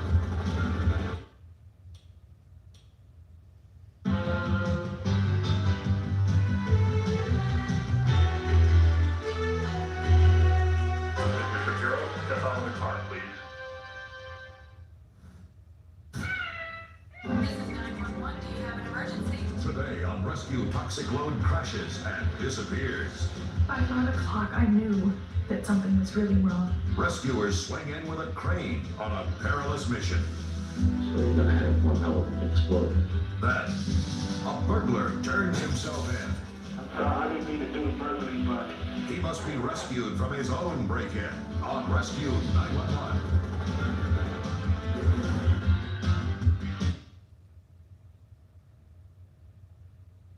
I think the segment was called Remorseful Burglar.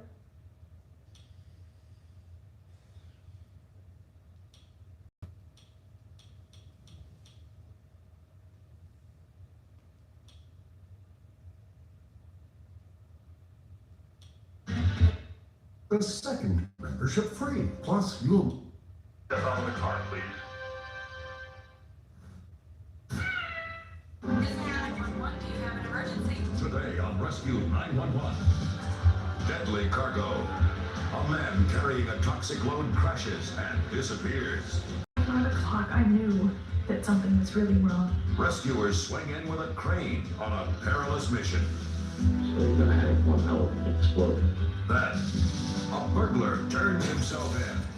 I didn't mean to do it personally, but He must be rescued from his own break-in on Rescue 911.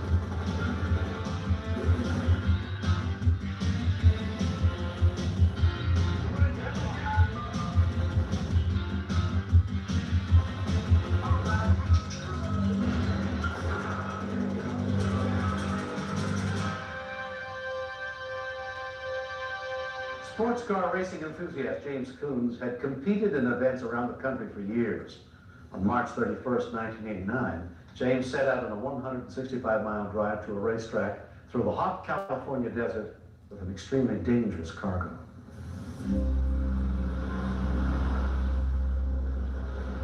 My husband had his van and trailer with 8 barrels of gas and our 2 dogs, Teddy and Hillary. And I went for nothing but a hound dog. We don't have kids, those are our kids. They're the light at the center of our life. He had no placards on him, he had no permit to be hauling that much fuel. It's a higher octane fuel, and actually the flash point of ignition is a lot lower than the lower octane fuels. Several areas there are bad winds that will catch high profile vehicles and they will go over. Winds were blowing through the canyons that day at speeds of 40 miles an hour.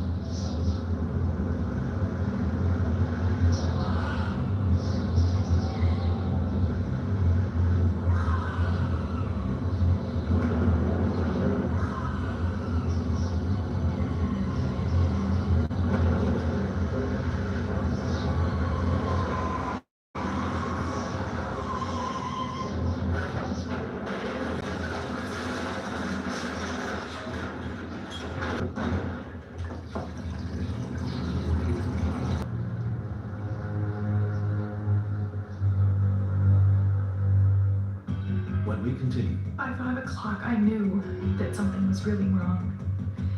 When I realized that he'd never arrived, I knew that he either had a heart attack or had an accident. Oh. Trap burglar calls 911. Achoo! Achoo! Achoo! Achoo! Achoo! I'm sneezing. Achoo! 7 sneezes.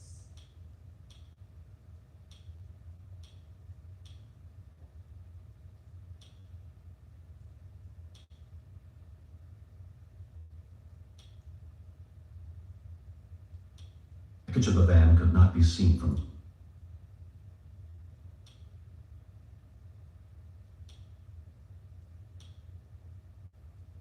This good girl likes Open Farms wild-caught salmon, and this little fella is all about his meaty stews. For every unique pet, there's a unique Open Farm meal.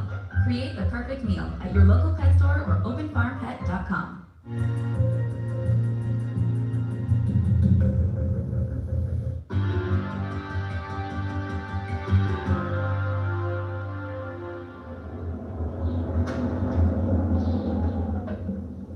The wreckage of the van could not be seen from the highway.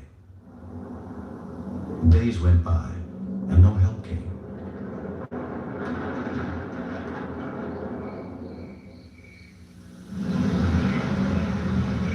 On Sunday, when Kitty Coons returned from visiting out-of-town relatives, she expected to find her husband James at home. James? I tried to say to myself, well, you know, he's talking with his buddies. He won't be home till late. By 5 o'clock, I knew that something was really wrong. And I first called a friend, and I said, what time did James leave the track last night? And she said, he never arrived. And when I realized that he'd never arrived, I knew that he'd either had a heart attack or had an accident.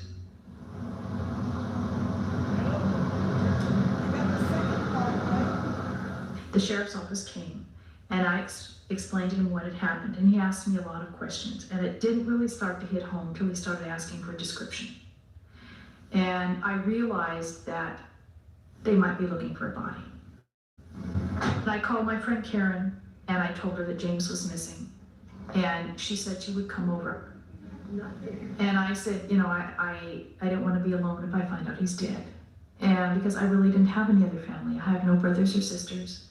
I have nobody. It was James, Hillary, and Teddy. That's the only family I had. San Diego County sheriffs, including Lieutenant George Nishaw, searched the. You'll look for him with a helicopter because it's a long road and it's windy and windy and there's sheer cliffs on the side, and a person could crash over the edge, and people looking for him from car probably wouldn't be able to see him. Okay, we've got a lot of wind coming across here too. That might be a fact. Yes.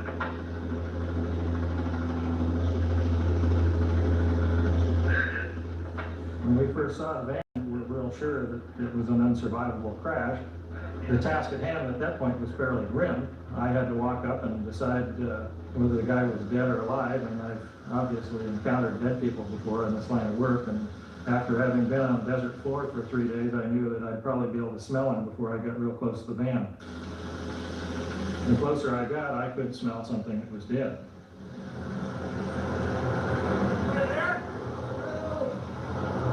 It was real surprising. Somebody actually answered back. Make offer some help, get you some water. I was completely shocked that he was alive, and it's quite a thrill. The homicide officer called me to tell me that they found him, and I said, what's wrong? What's happened? And he said his van and trailer went over the side of the mountain, but he's alive. And I said, are the dogs alive? And he said, I don't know, but he's alive. I said, how bad it hurt? We don't know, but he's alive. Rescue and hazardous materials teams from Imperial County arrived on the scene. Although James had managed to survive 3 days in the 90-degree heat, he was still trapped inside the crushed van. Paramedics were unable to reach James to treat him. He could have died from dehydration. It was the harder part, but he was oriented. He knew where he was at, and he knew what was going on. Volunteer Fire Chief Robert Klein was one of the first on the scene. There was too much fuel leaking and it was highly flammable. There was fumes that would burn your eyes down there. If you take one spark with those fumes, you're going to get a big flash and then all 8 drums are going to go up. So you're going to have one hell of an explosion. The large quantities of highly flammable fuel made any attempt to rescue James extremely risky. The extrication was put off because of the possibility of a spark. We phoned the area. We decided on removing the drums before we went any further with it. EMT Wanda Roth made her way down to the wreck. My assignment was basically to get to the victim. I could not see his face, the lower half of him, or anything else. I was sitting down there saying, okay, now just nobody light any cigarettes or spark off anything, because, I mean, I didn't want to be blown apart, but it was my job to sit there and talk to him, so that's what I was assigned, so that's what I did. Because the 55-gallon drums were too dangerous to remove by hand, a 50-ton crane was brought in. One thing, no spark. Mike King headed the crane crew. Our only concern was being able to take the barrels off in the right sequence. We pulled the wrong one off and then the whole thing tumbled because we were afraid if it did, that there might be some. Time the first barrel could be removed.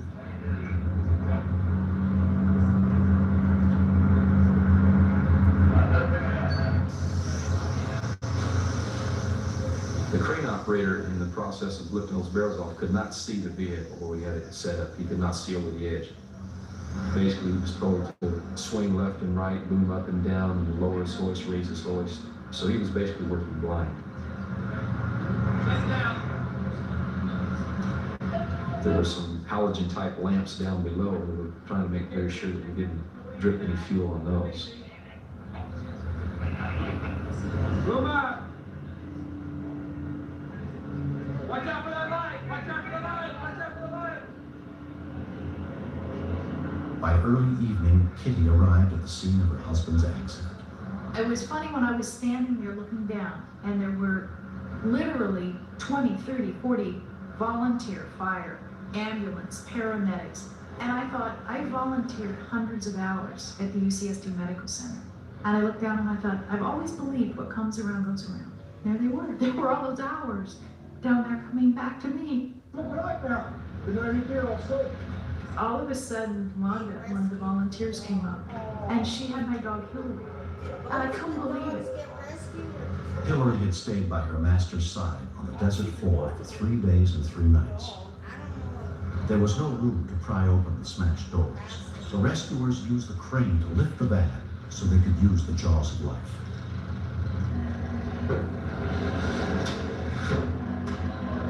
Just want to watch your face when you open that door.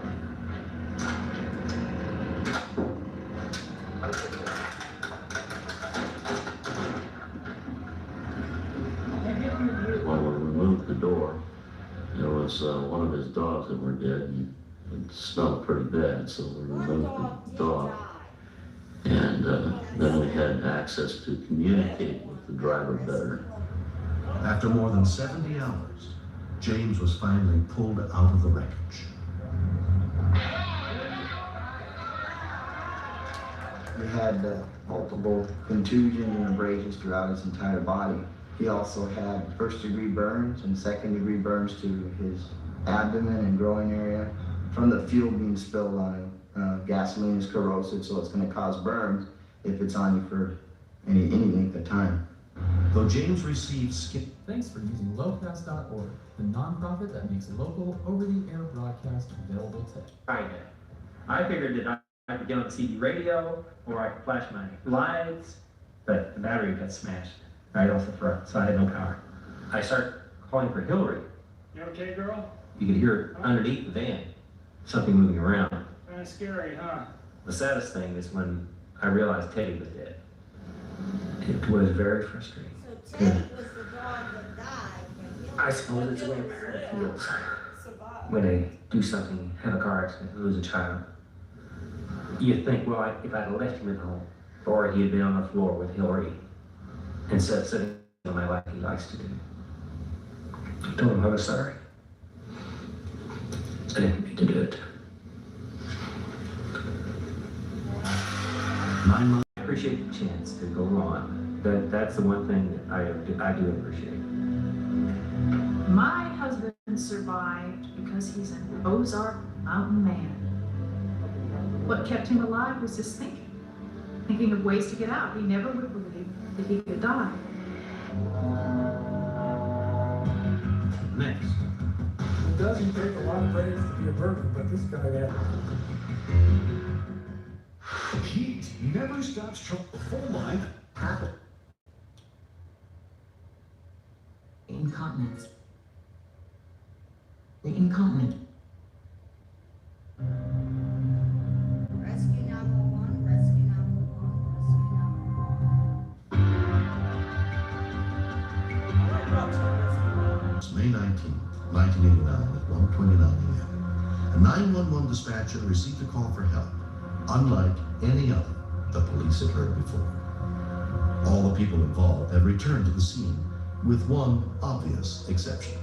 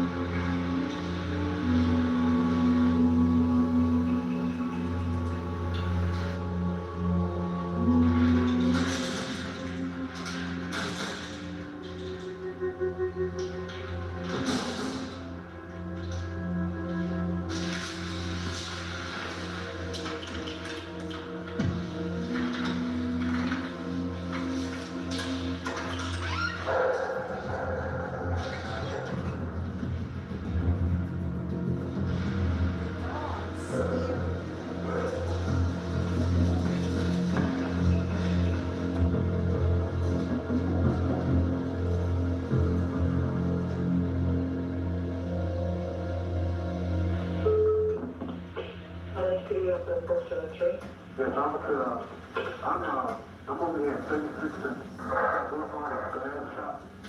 And I have a problem. I had broke in it. What? I had broken the glass shop and I can't get out because there's too much glass inside in my way of the door. I know I shouldn't have did it. I find myself in. Do you have any other thing? No, I don't. I have to go.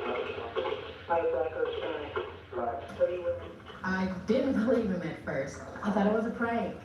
I thought it was a kid playing on the line. You know, they do that quite a bit. So I just thought, yeah, sure, right. I'm sorry, I didn't mean to do it verbally, but they tell the police officers not to take firearms against me because I'm not armed or anything. Okay. You know, and I can't get out because there's too much glass in the doorway. If I step over this glass, it cuts me very seriously. I'd be very seriously cut. Okay, we'll get somebody else. It's not often at all that you get a call where a suspect is perpetrating his crime and he's calling in on himself. This is not a prank call, officer, for real. This is real thing. All right, mister. Thank you. All right, you won't take long, will it? I hope not. Okay. Do you need an ambulance or anything? No ambulance. All right. Bye-bye.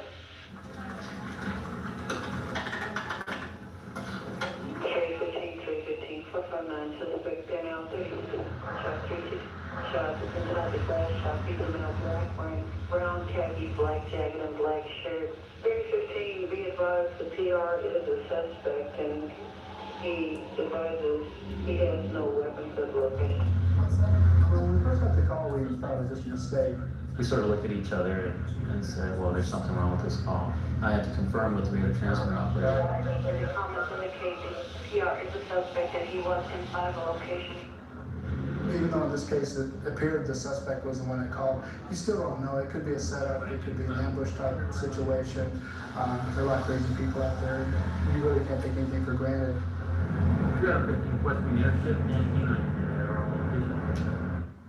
Sergeants Mark Mooring and Joe Friday also took the call. All right, partner, this is it. This one's for you. The danger on this call is increased because what's going on doesn't make any sense. Suspects don't call you and tell you where they are. may be dealing with someone who's under the influence of PCP, be a psycho. If that's the case, we're gonna need some extra people. Crazy panics over Sepulveda Pass right now. I will be responding to your call. You are heading on your way. Barnes and Wong were first at the scene, followed almost immediately by the police helicopter. The chopper surveyed the area, but could find no one.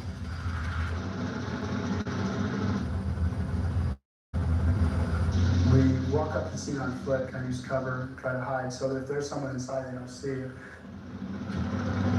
Once the K-9 unit arrived, 18-year veteran Mark Mooring took charge. We had a tactically bad situation. I couldn't see anything through the windows, and I felt that the suspect could probably see out. 4 additional backup units arrived. The officers quickly surrounded the property. Even though the ordinary verbal felon who's not acting rational at all, are we being set up? Is there really nobody in there, and it's somebody that's behind us that wants us to pay attention this way? It was up to Sergeant Friday to find out. He certainly could smell the suspect inside. I developed a plan with the officers that were there to approach this location and send the dog up to the hole.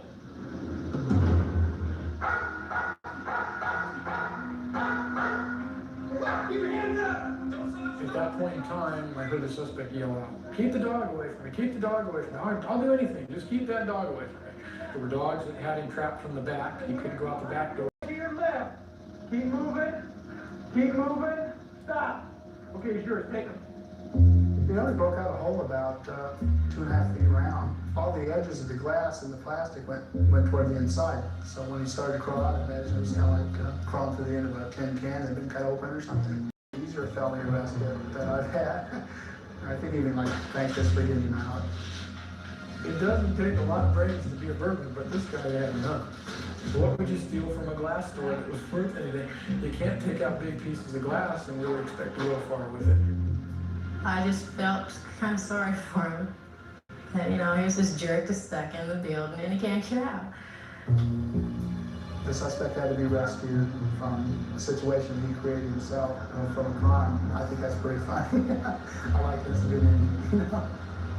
On July 25th, the suspect pled guilty to vandalism and trespassing and was sentenced to 2 years probation and 150 hours of community service. Stay tuned to get 2 rolls of Alien Tape free. You heard that right, free. Finally, there's Alien Tape, a revolution of usable dope.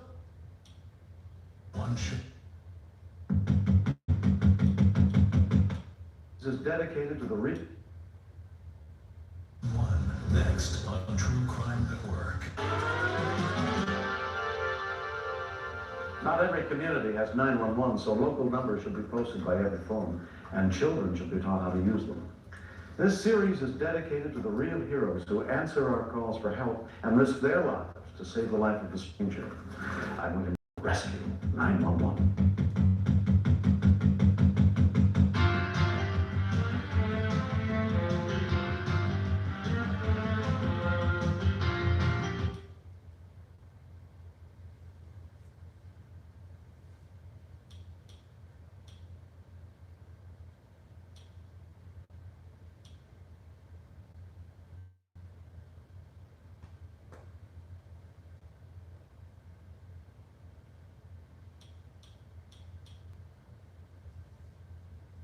Octalio Death, remorseful burglar.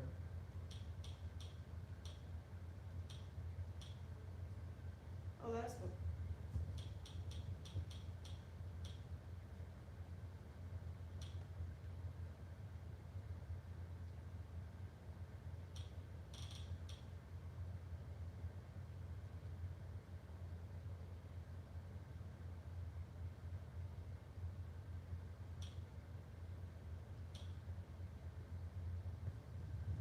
Is it 10:55?